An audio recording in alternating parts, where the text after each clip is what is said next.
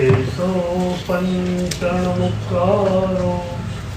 सब पावपणासनो मंगलाणं च सर्वेषां परमं भवै मंगलम् मंगलं श्रीमदर्हन्तो मंगलं गिरधासनं मंगलं सकलसंयो मंगलं पूजताम्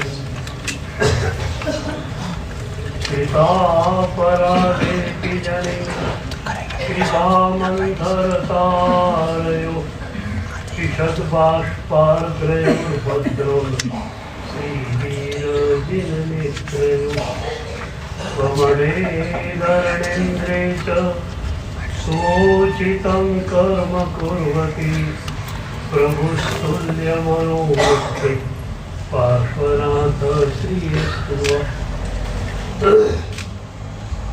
ज्ञान कार्य कुशल प्रद्युम्न जेता गुरु अंतर्लोचन मेकमस्ति सुतरां कृपासितं यस्मै ओंकारेण सुसेवितोऽपि सततम् ओंकार सेवा पर सोऽयं सौम्यमना सदा विजयते श्री सिद्धिसूरीश्वर सोऽयं सौम्यमना सदा विजयते श्री भद्रसूरीश्वर सोऽयं सौम्यमना सदा विजयते ओंकारसूरीश्वर सोऽयं सौम्यमना सदा विजयते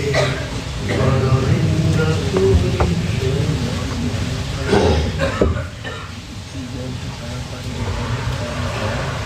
पूज्यपाद आनंद घनजी भगवंतनी परावाणी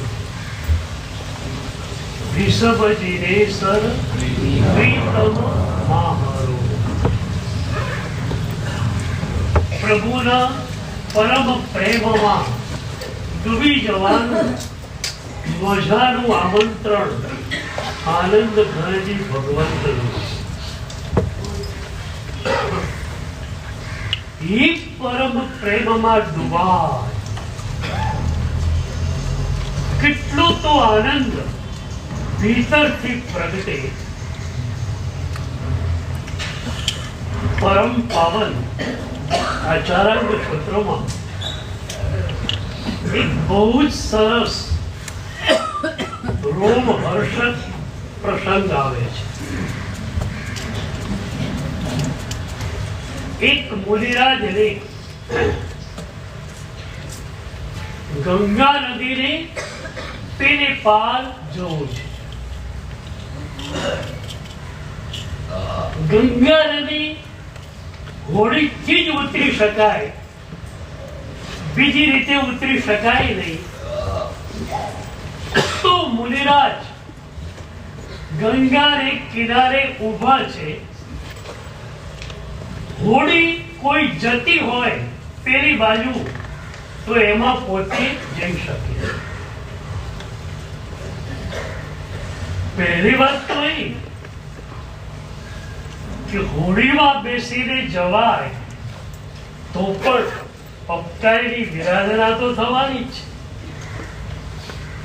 तो घोड़ी में बेसीने शा माटे जवानुं? ई वखते आपणो भारत नदीओथी भरपूर हतो। एक नानकड़ो ट्रायंगल होय, एनी त्रे बाजू चारे बाजू नदीओ ज नदीओ होय। तो हवे एक विस्तार में मुनि भगवंतो पधार्या। 5 के 7 गाम छे। त्याने त्या आखी जिंदगी पूरी करी शकाय नहीं, कारण एक ज जग्याए રહેવામાં આવે तो એ ક્ષેત્ર પર, એ ક્ષેત્રના લોકો ઉપર પ્રતિબદ્ધતા થવાની સંભાવના છે. શું પ્રભુએ અમને મજાની આજ્ઞાઓ આપી છે. સુરત 1880 મારું ચોમાસું હતું. લગભગ મારે એવું જ બનતું હોય છે કે પૂનમની સાંજે તો વિહાર હોય જ. અહીંથી પણ મારે પૂનમની સાંજે જ વિહાર છે. તો પૂનમની સવારે ચાતુર્માસ પરિવર્તન કર્યું. બપોરે 4 વાગે સુરતને છોડી દેવાનું હતું. સેંકડો લોકો ભૂખવા માટે આવેલા. એ બધાની આંખમાં આંસુ હતા કે ગુરુદેવ જઈ રહ્યા છે. એ વખતે એ લોકોની આંખમાં તો આંસુ હતા, મારી આંખો પણ ભીની બની છે, પણ એ વિયોગને કારણે નહીં. પ્રભુની આજ્ઞાના સ્મરણે મને ભીનો ભીનો બનાવી દીધેલો. સંક્ષિપ્ત વિદાય પ્રવચન આપવાનું હતું ત્યારે મેં કહ્યું કે શું અમારા પ્રભુની અમારા માટેની આજ્ઞા છે. 4 મહિના થયા, પ્રભુ કહે છે quit this field, બસ આ ક્ષેત્રને છોડી દો. હવે અહીંયા રહેવાય નહીં, વધુ તમે અહીંયા રહો, અને આ ક્ષેત્ર જોડે, ક્ષેત્રના લોકો જોડે તમારી પ્રતિબદ્ધતા થઈ જાય તો. અમારા ભદ્રંગ ગ્રંથસુરી દાદા હતા, એ તો કહેતા કે આ ચોમાસા પરિવર્તનનું તમે ક્યાંથી કાઢ્યું. સાહેબની જોડે મારી ચોમાસું હતું. મને કે યશો વિજય, આ ચોમાસું પરિવર્તન કરવું, બેન્ડ વાજા સાથે જવું, આ બધું ક્યાંથી તમે લઈ આવ્યા. પૂનમના દિવસે આપણો વિહાર હોય.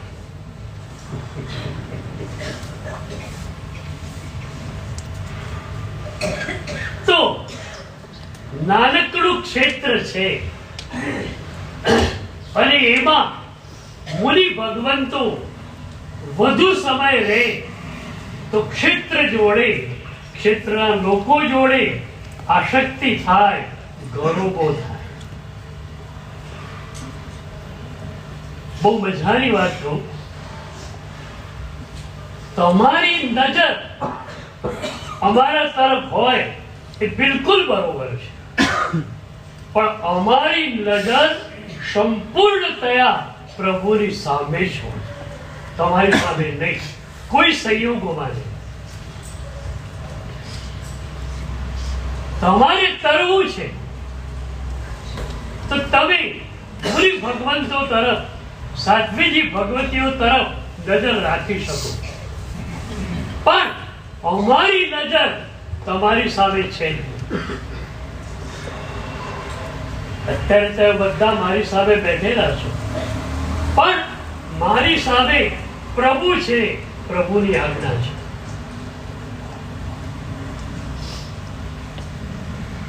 મારે માત્ર અને માત્ર એ પ્રભુની આજ્ઞા તમને આપવી છે. તો હવે બે મુશ્કેલી આવી. એક બાજુ અપકારી બિરાદરા, બીજી બાજુ આસક્તિ થાય એવું છે.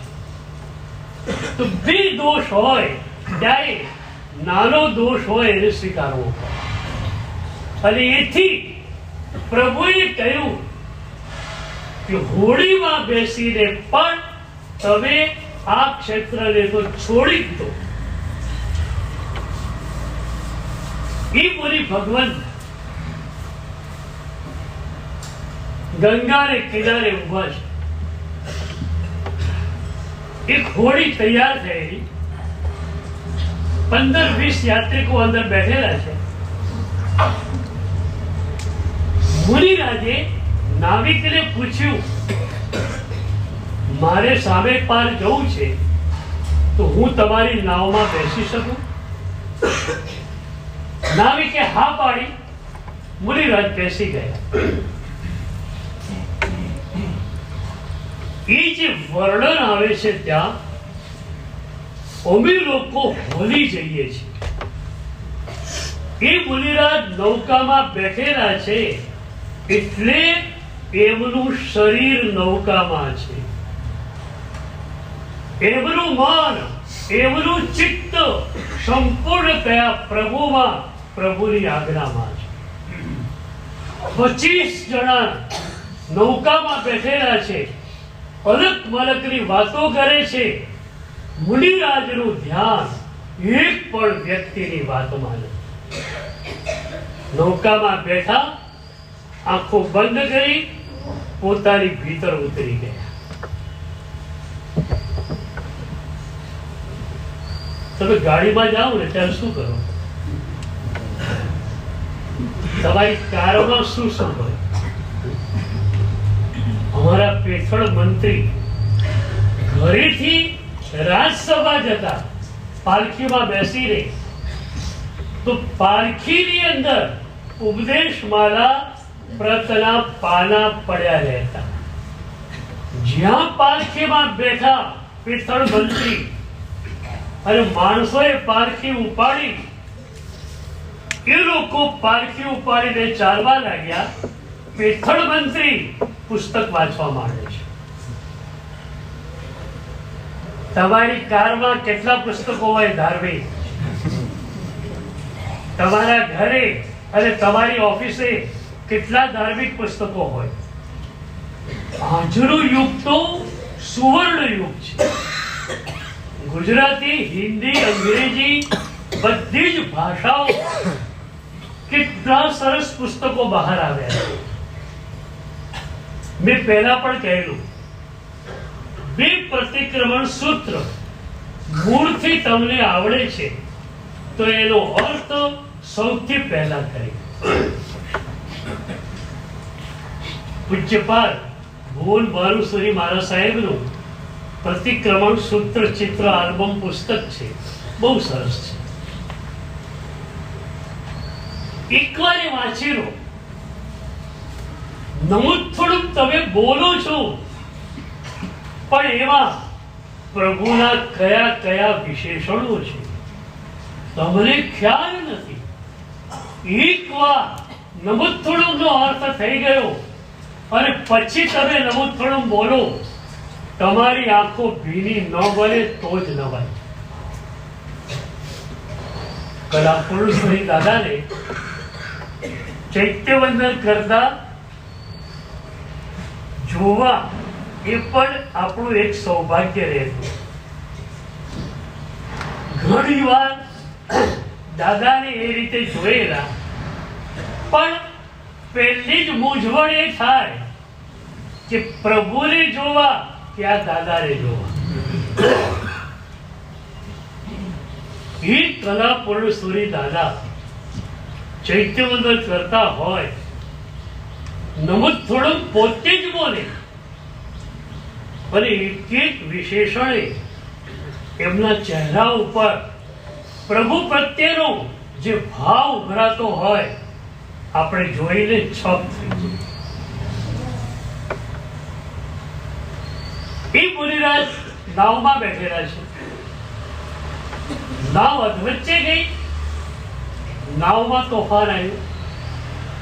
દરિયો નજીકમાં હશે, દરિયાની ભરતી, એના કારણે નદીમાં થોડું તોફાન આવ્યું. બધા વિચારમાં પડી ગયા, ક્યારેય નહીં નાવ સડસડાટ દોડતી હોય, આ નાવ આજે તોફાનમાં કેમ સપડાય? એક જણાએ કહ્યું, આ મુંડીઓ સાધુ બેઠો છે ને એના કારણે તકલીફ. બધા એવા લોકો બેઠેલા, વાત તો ખરી લાગે છે તમારી, હો સારું કોઈ દિવસ નહીં અને આજે આ તોફાન કહેવાય. હા તો એવું તોફાન છે, આપણી નાવ ઊંધી પડશે તો આપણે બધા ખતમ થઈ જઈશું. એ બધા અરસપરસ નક્કી કરે છે કે આ સાધુને નદીમાં ફેંકી દો. એટલે આપણે તો સહી સલામત પેલે પાર જતા રહીએ. મુનિરાજ એ સાંભળે છે, પોતાને નદીમાં નાખી દેવાની વાત છે, પણ એ સાંભળતા અંદર કોઈ ફિલિંગ થતી નથી. જીવન રહે કે જાય કોઈ ફરક પડતો નથી આવા મુનિઓમાં. એમની માટે તો આજ્ઞા ધર્મ જે છે ન જવો જોઈએ. અમારે ત્યાં દશવિકારિક સૂત્રમાં એક સરસ મજાનું સૂત્ર આવે છે, મૂળ ઉત્તરાધ્યાયમાં છે. ઉત્તરાધ્યાય સૂત્રમાં રથરેવી અધ્યયન છે, જેમાં રાજીમતીજી રથદેવી મુનિને કહી રહ્યા છે, સેયમ તે મરણમ ભવે. રથદેવી મુનિ સેજ આશક્તિમાં આવી ગયા છે. રાજીમતીને જોઈને રાજીમતી સાધ્વીજી રથદેવી મુનિને કહે છે, સેયમ તે મરણમ ભવે. જો તમે આજ્ઞા ધર્મને છોડવા તૈયાર હો તો હું કહું છું કે તમારા માટે મૃત્યુ એ શ્રેયસ્કર છે. જીવન ભંગ અને આજ્ઞા ભંગ આ બે માંથી એકની પસંદગી કરવાની હોય તો જીવન ભંગની પસંદગી કરવાની છે, આજ્ઞા ભંગની નહીં. જીવન ગયું તરત જ પડવાનું છે. અહીંયા શ્વાસ પૂરો થયો, નવું જીવન તરત ચાલુ થવાનું છે. પણ પ્રભુની આજ્ઞા અને એને જાણી જોઈને તોડી એના પ્રત્યે સહેજ પણ આદરનો અભાવ થયો તો એ આજ્ઞા ધર્મ બીજા ધર્મમાં મળશે કે કેમ શંકા છે. એટલે જીવન જાય તો ભરે જાય, કોઈ વાંધો નથી, મારો આજ્ઞા ધર્મ ન જોવો. આ આજ્ઞા ધર્મ ઉપરની પ્રીતિ, આજ્ઞા ધર્મ પ્રત્યેનો આદર. એક વાત બરોબર સમજી લો, તમારા શ્રાવક જીવનના સંદર્ભમાં પણ પ્રભુએ જે આજ્ઞાઓ તમને બતાવેલી છે એ દરેક આજ્ઞાઓ પ્રત્યે તીવ્ર આદર તમારી પાસે જોઈએ. બની શકે પાલન ઓછું વધતું થઈ શકે, એ આપણી નબળાઈ છે, પરંતુ આજ્ઞા ધર્મ પ્રત્યેના આદરમાં સહેજ પણ આપણી ચૂક ચાલી શકે નહીં. તીવ્ર આદર એક એક આજ્ઞા પ્રત્યે. હું પણ પ્રભુની બધી જ આજ્ઞા પાળી નથી શકતો, પરંતુ પ્રભુની એક એક આજ્ઞા પ્રત્યે પૂર્ણ આદર મને હોવો જ જોઈએ. તો મુનિરાજ આરામથી બેઠા છે. નાવિક સાથે બધા જ એકમત થઈ ગયા કે મુનિને ઉચકીને નદીમાં ફેંકી દે. એ વખતે મુનિએ આંખ ખોલી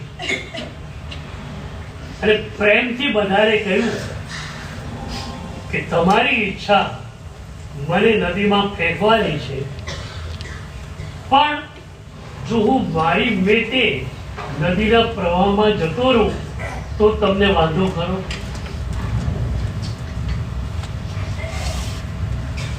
પેલા આખરે તો ભારતના લોકો હતા, હિન્દુ હતા.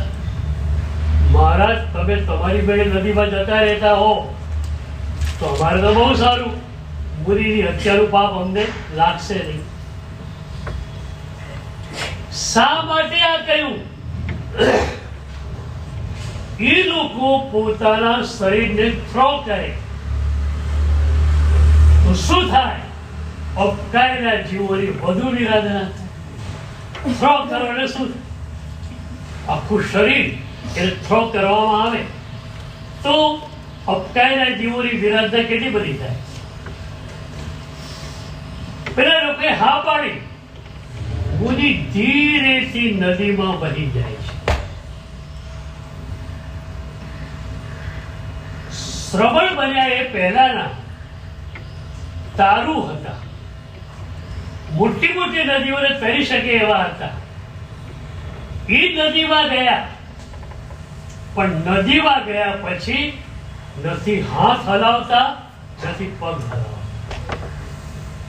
સીધી વાત, હાથ હલાવો, પગ હલાવો, અપકાયેલા જીવોની વિરાધના જાય. એ શરીર મળદાની જેમ નદીમાં વહી રહ્યું છે.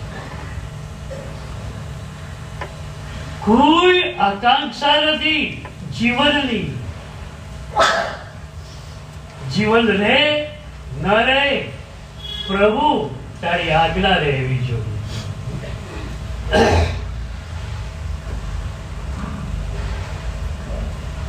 અને એ નદી દરિયામાં મુનિના શરીરને લઈ જાય, કોઈ મનમાં ઝીઝક નહોતી. જે વખતે જે થવાનું હોય તે થાય. મારે તો મારો આગલા ધર્મ સચવાવો જોઈએ. શરીરનું જે થવું હોય તે થાય.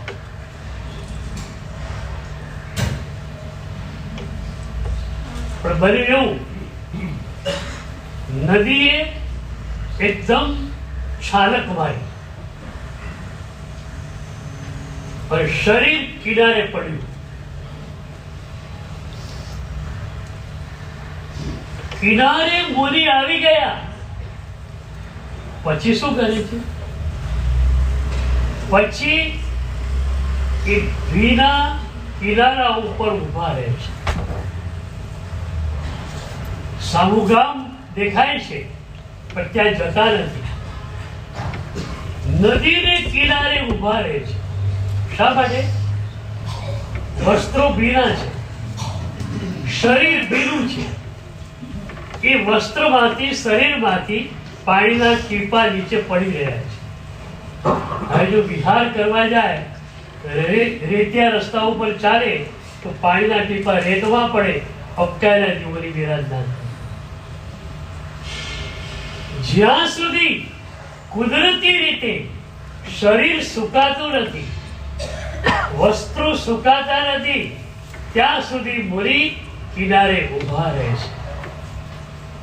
કુદરતી રીતે વસ્ત્રો સુકાઈ ગયા, શરીર સુકાઈ ગયું, પછી ઈડિયા વૈયા કરી અને વિહાર કરે.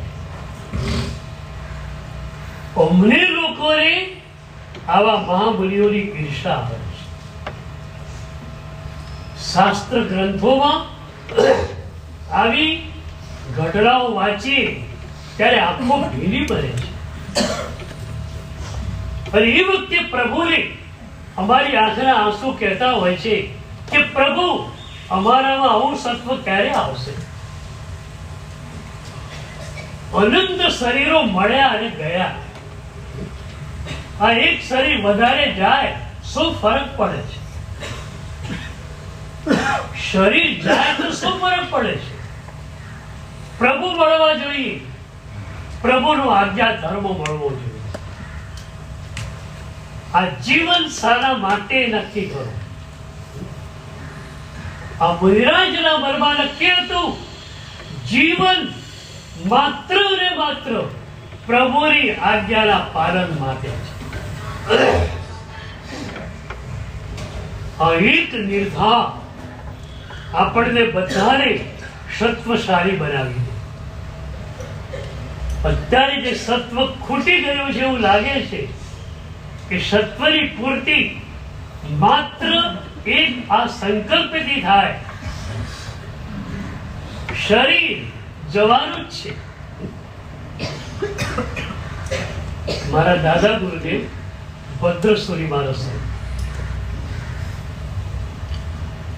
103 વર્ષનું સાહેબજીનું વય હતું. આજ્ઞા પાલનમાં એટલા બધા ચુસ્ત. પહેલા તો રોજના એકાશના જતા લગભગ 70 વર્ષની વય સુધી. પછી એક સાથે ખોરાક ન લઈ શકાયો ત્યારે વૈદ્યોના બહુ જ દબાણથી બેસણા શરૂ થયા. પણ જયારે 90 વર્ષનું વય થયું ત્યારે તો હોજરી એટલી બધી કાગળ જેવી કોમળ થઈ ગઈ કે ખાલી અડધો ગ્લાસ કે પોળો ગ્લાસ પ્રવાહી લે ને તો પણ બસ, વધારે લઈ શકાય. ત્યારે નૌકાશ્રી ન છૂટકે અમને કરવી પડી. હવે તકલીફ અમને એ થઈ કે સાહેબજીને શું આપવું.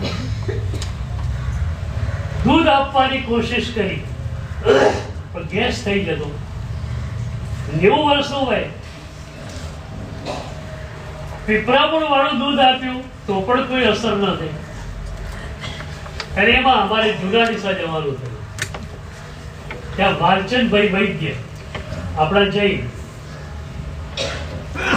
વૈદ્યકીય બાબતોમાં નિષ્ણાત અને ધાર્મિક બાબતોમાં પણ નિષ્ણાત. તો એમને પૂછ્યું કે ગુરુદેવને શું આપવું. એ ઉપાસરે આવ્યા, ગુરુદેવના ભક્ત હતા. ગુરુદેવને જોઈને કહ્યું કે સાહેબને માટે હવે એક જ વસ્તુ આપી શકાય એવી છે, અને એ છે એકલા દૂધની ચા. દૂધ એમના શરીરને અનુકૂળ નથી. પીપરામૂળ નાખીને આપો છો તો પણ અનુકૂળ નથી. પણ તમે ચા બનાવીને આપશો ને તો આખું ફોર્મ બદલાઈ જશે. દૂધ રહેશે, રૂપાંતરણ થઈ જશે અને શરીર એને સ્વીકારી લેશે.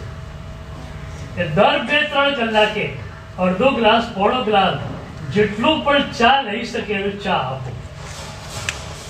અને એ પણ ધાર્મિક બાબતોના નિષ્ણાત કે સાહેબ આમ તો મને ખ્યાલ છે તમારે આધા કરવી લેવાય નહીં, તમારા માટે બનાવી, પણ આટલા મોટા ગીતાર્થ આચાર્ય ભગવંત અને એ પણ આટલી વયના, એમના માટે તો અપવાદ છે જ, એ મને ખબર છે. એટલે તમે આ રીતે ચા આપો. જુનાડીસામાં બાજુમાં ઘર લાલભાઈનું ડોસાણી, તેમને ત્યાં સૂચના આપેલી કે આ રીતે ઓરવા માટે મહાત્મા આવશે અને એકલા દૂધની ચા સાહેબજી માટેની ઓરી આવશે. એકવાર એવું બન્યું, અમે બધા બહાર અભ્યાસ કરતા હતા અને લાલચંદભાઈ પોતે ગુરુ મહારાજ જોડે બેઠેલા, દાદા જોડે. અને એ ભોળા ભગત, એમને સાધુ ધર્મનો કઈ ખ્યાલ નહીં.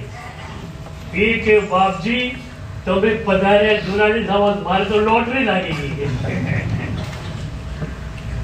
તમારા માટે સ્પેશિયલ ચા જે હોય ને મારે ત્યાં બને છે, મને ના. અત્યાર સુધી ગુરુદેવને આ ખ્યાલ નહોતો, કારણ કે એ સમયનું જુનાડીસા 400 ઘર, બધા જ ભરેલા ઘરો, મહેમાનો આ તે બધું આવતું જ હોય. એટલે ગ્રહસ્થના ઘરમાં ચા તો ઉકળતી જ હોય. સાહેબ માનતા કે નિર્દોષ ચા મારા માટે આ લોકો લઈ આવે છે. પહેલી જ વખત સાહેબજીને ખ્યાલ આવ્યો કે આ લોકો મારા માટે દોષિત ચા લાવે. મને ખ્યાલ છે એ દિવસે બપોરે 3 વાગે રોજના નિયમ પ્રમાણે હું ચા ઓરીને આવ્યો. અમારી આરોચવાની વિધિ હોય એ વિધિ મેં કરી. સાહેબજી માટે પાત્રીમાં ચા કાઢી, કે સાહેબજી ચા વાપરવાની છે. એવા તો સાહેબજી સ્થિતપ્રજ્ઞ બનેલા કે એમણે અમને પહેલેથી કહેલું કે શરીર તમને ભણાવું છું, હું માત્ર સ્વમાં લીન થયેલો છું. દવા જે ડોક્ટર કહે આપવી પડે એવો તો આપી દેજો શરીરને. શરીર તમને ભણાવું છું, હું મારામાં લીન છું. અને એક ગુરુદેવને પાત્રીમાં કાઢી ચા મેં આપી. મને આજે પણ યાદ છે, સાહેબજીની આંખમાં આંસુ હતા. સાહેબજીએ મને ધમકાવ્યો, મને કે તમે લોકોએ શું માંડ્યું છે આ તોફાન? આ શરીર જવા જ બેઠું છે, હવે એટલે તમારે સાચવવું છે કે મારી સાધના તમારે સાચવવાની છે? આ 90 વર્ષની વયે મને તમે આધા કરવી ચા પીવડાવો છો? કેટલું આજ્ઞા ધર્મ ઉપરનો પ્રેમ! કશું લેવાતું નથી. ચા પણ કેટલી, અડધો કપ જેટલી માંડ લેવાય. શરીરને પોષણ તો આપવું જ પડે. અને અમારા માટે તો આવા સદગુરુનું અસ્તિત્વ એ જ મોટી મૂડી હતી કે એમની બોડીમાંથી જે ઉર્જા નીકળતી, એ ઉર્જા અમારી સાધનાને ઉચકવા માટે પર્યાપ્ત હતી. સાહેબજીને જૂના ડીસા રહેવાનું બહુ થયું. ધુરંધર વિજય મહારાજના બાપા માહેશ વિજય મહારાજ, એમણે એક અનુભવ કરેલો. એક ગ્રહસ્થપણામાં જૂના ડીસાના એ કહે કે શિયાળાની અંદર ભદ્રેશ્વરી દાદા જે રૂમમાં રહેલા હોય એ રૂમ તો પેક હોય આવે, અને જૂનો ઉપાશ્રય હતો લાકડાનો, એમાં એટલો બધો પેક કે એકદમ શિયાળામાં હૂંફ જ આવ્યા કરતી. તો એ મહેશ્વરજી મહારાજ કહેતા કે ગ્રહસ્થપણામાં હું સવારે 4, 4:30 પ્રતિક્રમણ કરવા માટે ઉપાશ્રય જાઉં, અને દાદા જે રૂમમાં બેઠેલા હોય એ રૂમનો દરવાજો સહેજ ખોલું, એવી સુગંધ આવે અંદર. યોગી પુરુષોના દેહમાંથી જે ઉર્જા નીકળે એ ઉર્જાને પવિત્ર સુગંધ હોય છે. વાવમાં કલાપુરુષોની દાદાએ ચોમાસું કર્યું, તો દાદા વહેલી પરોળીએ એક રૂમમાં જઈ અને સાધના કરતા. 6, 6:30 સુધી બધી એમની સાધના ચાલે. એ રૂમ જ્યારે ખુલે ને ત્યારે એક સરસ સુગંધ આવે. વાવના એક ભાઈએ મને કહેલી વાત છે કે રોજ હું જાઉં એ વખતે બારણું ખુલે અને એવી એક સુગંધ આવે. પણ એ ભાઈ આમ બુદ્ધિશાળી પાછા, તરત બધી વાત માની લે એવા નહીં. એટલે એને થયું કે દાદા સૂર્ય મંત્ર ગણતા હોય અને એમાં જે વાસક્ષેપ મૂકે એ વાસક્ષેપની તો આ સુગંધ નહીં હોય ને, એમાં એસેસ નાખેલું હોય. એટલે કેટલો હોશિયાર માણસ. એકવાર એને કલાપ્રભુ શ્રી મહારાજને કહ્યું કે સાહેબનું સૂર્યમંત્રનું એ વાસક્ષેપ છે ને એ મને આપશો થોડું? મારા એક સંબંધી બહુ જ બીમાર છે અને ગુરુદેવ ઉપર એમને બહુ શ્રદ્ધા છે, તો ગુરુદેવનો વાસક્ષેપ પડે, પણ એ જ પેલો સૂર્યમંત્રની આરાધના વાળો.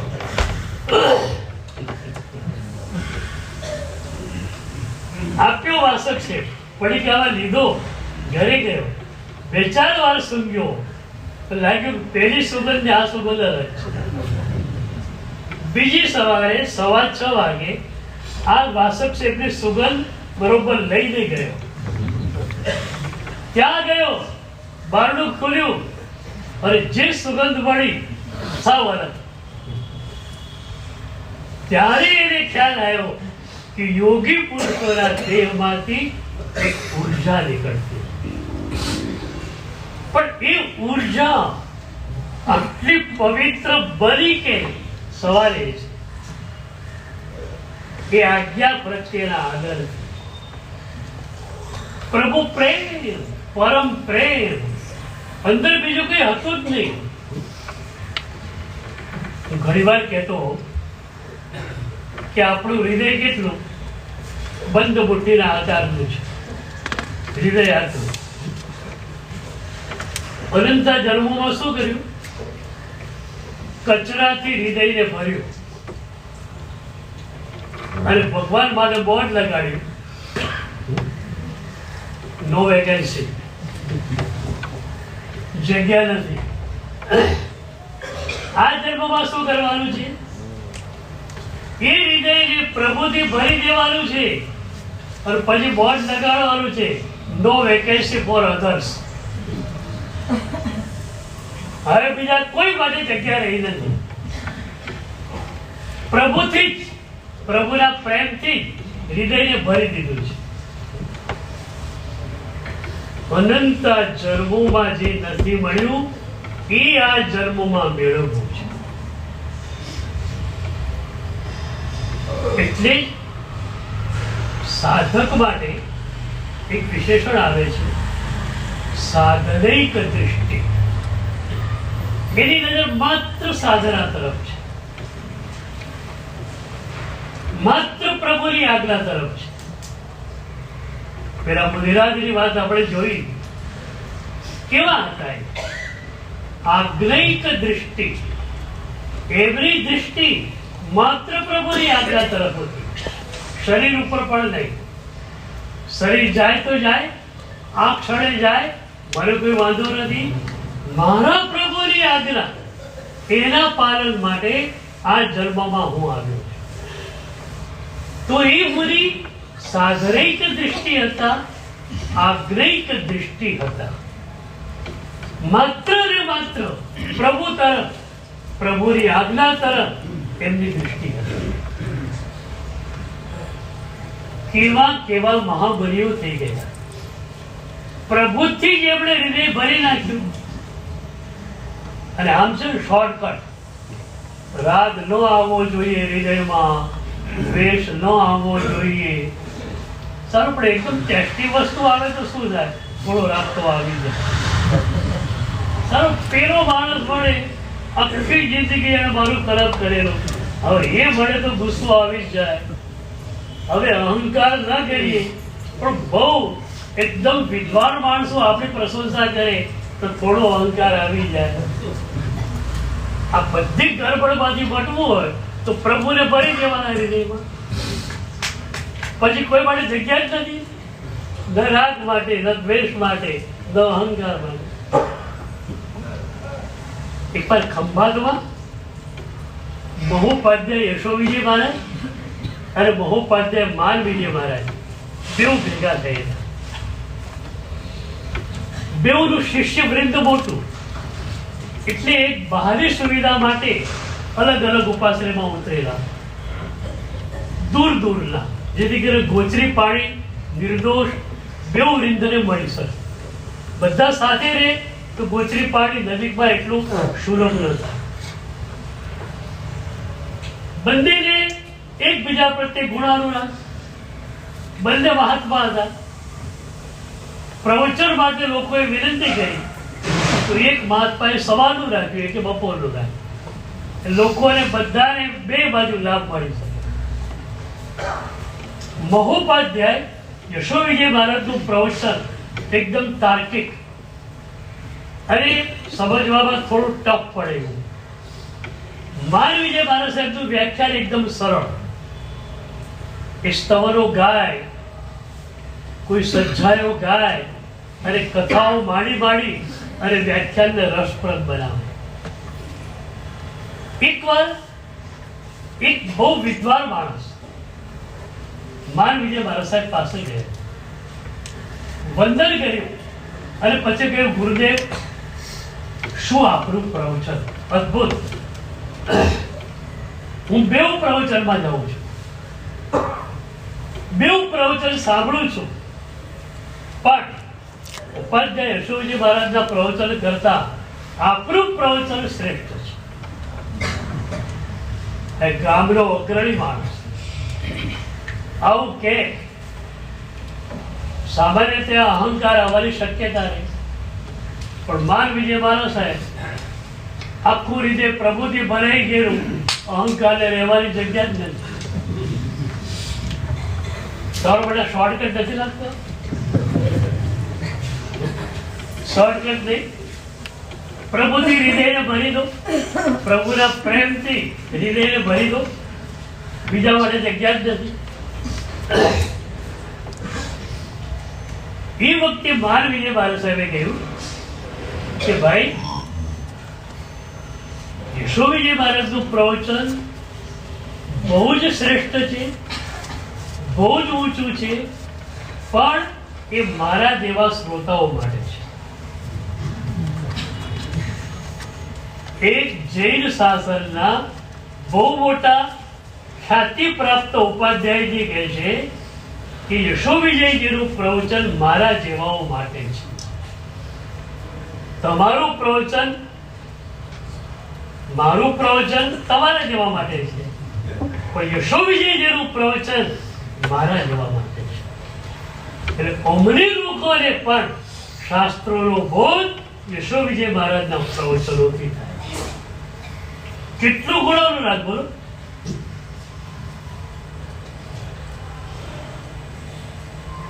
અને એને ઘણી વાર એવું બને શૂષણે ગાગરે ગાંધી ઘેરો માણસ હોય અને મહાત્માઓને માર્ક્સ આપવા માંડી પડે. આમનું પ્રવચન બહુ સારું, આમનું ઠીક ઠીક, આમનું જરા બોરિંગ.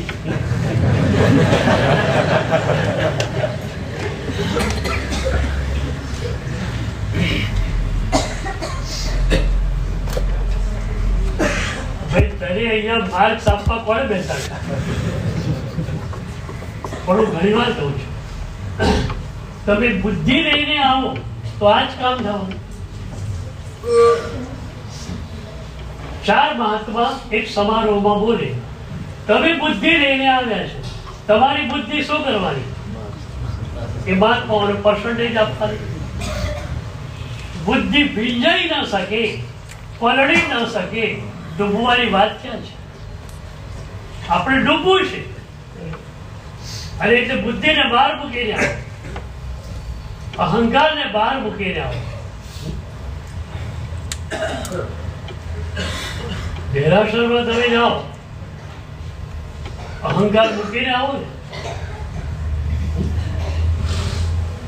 કમસે કમ અંદર જાઓ ત્યારે તો અહંકાર મૂકીને જાઓ કે ત્યાં પણ મોટા શેઠ તરીકે જાઓ પાછા કે પૂજારી તમારા હાથમાં અગરબત્તી હળગાવીને આપે.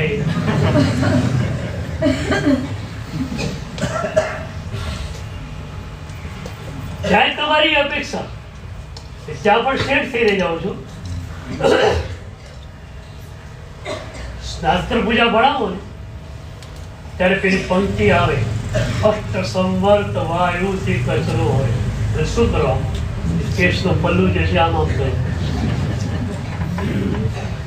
ક્યારે વિચાર આવ્યો કે 8 દીપ કુમારિકાઓ જેનો વૈભવ અપાર છે એ પણ પ્રભુના દરબારમાં કચરો કાઢવા માટે આવે છે.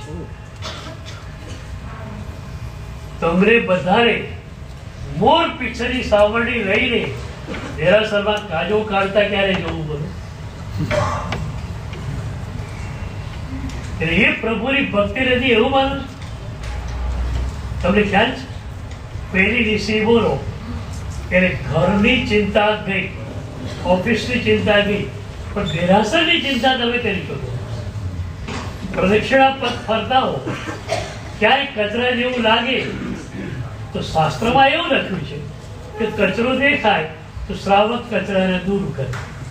તમારા શાસ્ત્રમાં શું આવે? તમે ગોઠીને હાથ મારો, એ પૂજારી અહીંયા આ કચરો કેમ છે? કચરો કાઢવાની જવાબદારી તમારી નથી, બરોબર? ઘર કેટલી વાર સાફ કર્યું, દેરાસરની શુદ્ધિ કેટલી વાર કરી.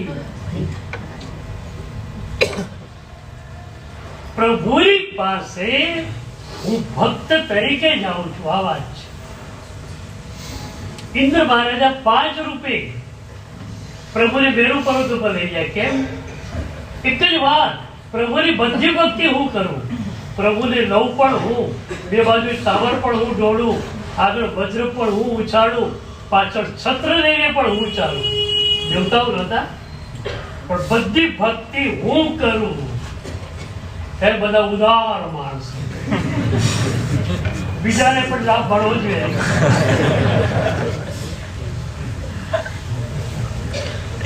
પણ હવે ઉદાર નહીં બનતા થોડા લોભિયા બની જશે. અરે ખૂબ સરસ ભક્તિ કરશે.